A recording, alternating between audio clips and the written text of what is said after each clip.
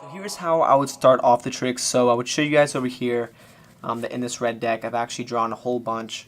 It's kind of like a little flip ramp, so you can go through and you can see exactly what's going on. So a little guy is going to go through his hat and he's going to pick a random card, right? So we don't know what that card is yet, so what I'd have you do is go ahead and think of any card you wanted to, kind of like an invisible deck trick. So let's say you were thinking of the card, but since you're not here, I'm going to go ahead and simulate that just by picking out a random card from this deck over here.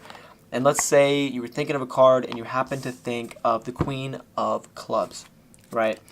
So literally out of any single card in the deck, you happen to be thinking of this card right here, which is the Queen of Clubs. So this is what's going to happen. So let's say we take your Queen, all right, your Queen of Clubs. And like I said before, you could have picked any card in the deck, and we've already shown you that our friend here has already gone through his hat. And look, I'll show you guys really quick as I go through and riffle through the deck.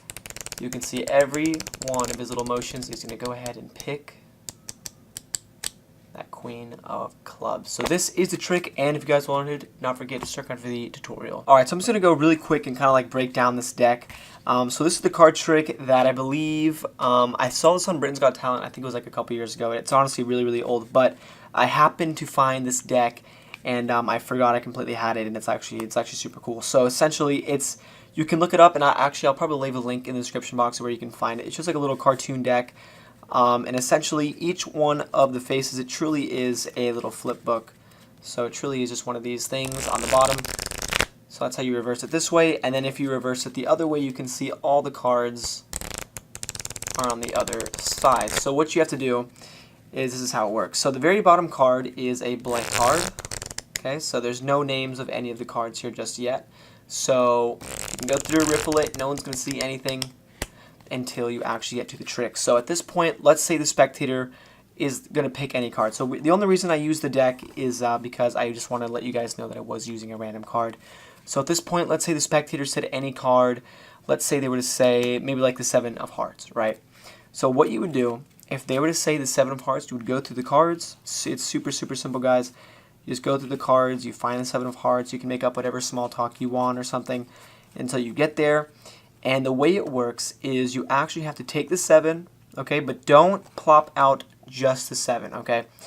You kind of hold the cards like you're still spreading them, okay? Nothing's outjogged. All you do is while the spectators are focused on that 7 or whatever card they picked, you just have to put a pinky break underneath the next card below. So in this case, this is going to be the 6 of Hearts. So you pull off their card, get a pinky break the card below that.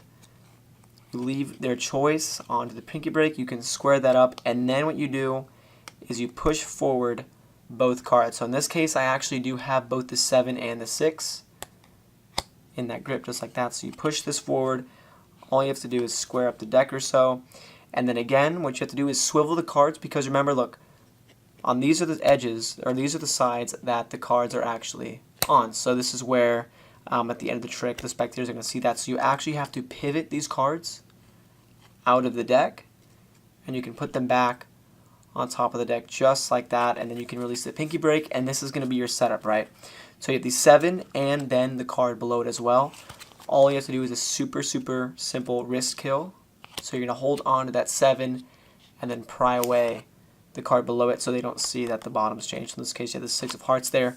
The 7 can go on the table so they can see it. And like I said, guys, you want to have the card that's below their picks. So in this case, the 6 of Hearts, you want that on the bottom, not necessarily the card they picked. And now all you have to do, because you've switched the cards, when you swivel them out of the deck, the trick is actually set up and ready to go just like that. And the last card will be the card they selected. So in this case, the 7 of Hearts. So it's super simple. That is it. And then all you have to do in order to reset the card trick is put the cards back in the order you had them, twist them around, and then you can put them right back into the order that you found, and the trick is going to be good to redo. Just like that. Obviously, you don't want the spectators to see you redoing the card trick, but as you guys can see, if you don't actually put the cards back the right way, you're going to get a little flash, which isn't good. So you want to go ahead and fix that mistake just by putting the cards back in the same order, but that's essentially it. So that's it for the card trick, guys. I'll leave a link for the cartoon deck, and then that way you guys can do the trick as well. And if you haven't subscribed, go and do so. And as always, thanks for watching. It's all rap, we should be alone. Magic glitter flaps, 'cause the left ain't stopping with the godless popping. She's a literal vampire.